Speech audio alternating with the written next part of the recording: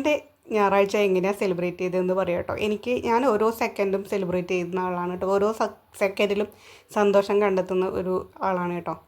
അപ്പോൾ നമ്മളെ ലൈഫിൽ എന്താ പറയുക, നെഗറ്റീവായിട്ടുള്ള ഒരുപാട് കാര്യങ്ങൾ ഓരോ ദിവസവും നടന്നിട്ടുണ്ടാവും. അതൊന്നും ആലോചിക്കാതെ അറ്റ് പ്രസൻറ്റിൽ സന്തോഷമായിട്ട് ജീവിക്കാനാണ് എനിക്കിഷ്ടം. അപ്പോൾ അതിന് വേണ്ടിയിട്ട് അത്യാവശ്യം മെഡിറ്റേഷനും ഗ്രാറ്റിറ്റ്യൂഡും അതൊക്കെ ആവശ്യമുണ്ട് കേട്ടോ. അപ്പോൾ അതൊക്കെ അറിയാത്തവർ ജസ്റ്റ് അതിൻ്റെ കുറേ വീഡിയോ ഉണ്ട്, ഡീറ്റെയിൽ ആയിട്ട് മെഡിറ്റേഷൻ, ഗ്രാറ്റിറ്റ്യൂഡ്, അഫർമേഷൻ എന്നൊക്കെ പറഞ്ഞിട്ട്. അതൊക്കെ ചെയ്ത് കഴിഞ്ഞാൽ തന്നെ നമുക്ക് ഓരോ സെക്കൻഡിലും സന്തോഷമായിട്ട് ജീവിക്കാൻ കഴിയും. അങ്ങനെ ഒരു ലൈഫിലൂടെയാണ് ഞാൻ മുന്നോട്ട് പോകുന്നത്. അപ്പോൾ സ്വന്തം വീട്ടിൽ പോയപ്പോൾ അവിടുന്ന് ഉച്ചഭക്ഷണം കഴിച്ചു. ഞാനൊരു സ്പെഷ്യൽ ഫ്രൂട്ട് പറഞ്ഞില്ലേ, ആ ഒരു ഫ്രൂട്ട് കഴിച്ചു. പിന്നെ തൊട്ടിപ്പുറത്ത് തന്നെ ആപ്പൻ്റെ വീട്, അച്ഛൻ്റെ ഒരു അനിയനാണ്, അനിയൻ്റെ വീട്ടിലേക്ക് പോയി.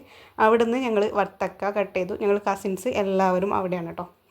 എല്ലാവരും അവിടെ ഒത്തുകൂടി അവിടുന്ന് ഈ ഒരു വത്തക്ക വാട്ടർമെലൺ കട്ട് ചെയ്ത്, ഞങ്ങളിവിടെ വത്തക്ക എന്ന് പറയാം കേട്ടോ. കട്ട് ചെയ്തു, അതിൽ പഞ്ചസാരയും കുറച്ച് തണുത്ത വെള്ളം ഒഴിച്ചു. ഞങ്ങളെല്ലാവരും കഴിച്ചു. ഇതെൻ്റെ മകനാണ് കേട്ടോ. അതിൽ മറ്റേ ഒരു മോളാണ്, അടുത്തത് ഒരു കസിനാണ് കേട്ടോ.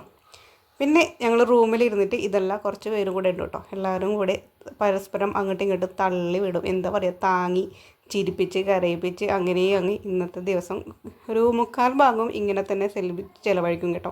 ഇതൊരു നല്ലൊരു നിമിഷമാണ്. എല്ലാവരും ഒത്തിരുന്ന് ഇങ്ങനെ സംസാരിക്കുന്നതും ഒരു സുഖമുള്ളൊരു നിമിഷമാണ് കേട്ടോ. അത് ശരിക്കും പറഞ്ഞാൽ മനസ്സിനൊരു ഭയങ്കര സന്തോഷമാണ് അങ്ങനെ എല്ലാവരും ഒരുമിച്ചിരുന്ന് സംസാരിക്കുന്നത് കേട്ടോ. പിന്നീട് അത് കഴിഞ്ഞ് കുറച്ച് സമയം കഴിഞ്ഞപ്പോൾ തൊട്ടടുത്ത് അപ്പൻ്റെ വീട്ടിൽ പോയി. അവിടെ അപ്പോൾ ഒട്ടും പ്രതീക്ഷിക്കാതെ ഞങ്ങൾക്ക് എല്ലാവർക്കും ബിരിയാണി സെറ്റായിട്ടുണ്ടായിരുന്നു. അവിടുന്ന് ഞങ്ങൾ ബിരിയാണി എല്ലാവരും കൂടെ ഷെയർ ചെയ്ത് കഴിച്ചു. ഞങ്ങൾക്ക് കുറച്ചേ വേണ്ടൂ കേട്ടോ. എല്ലാവരും ഒരുമിച്ചിട്ട് കഴിക്കണം, അത്രയേ ഉള്ളൂ. ഒരുപാട് അളവൊന്നും വേണ്ട. കുറച്ച് കിട്ടിയാൽ തന്നെ എൻജോയ് ചെയ്ത് ഞങ്ങൾ കഴിക്കും.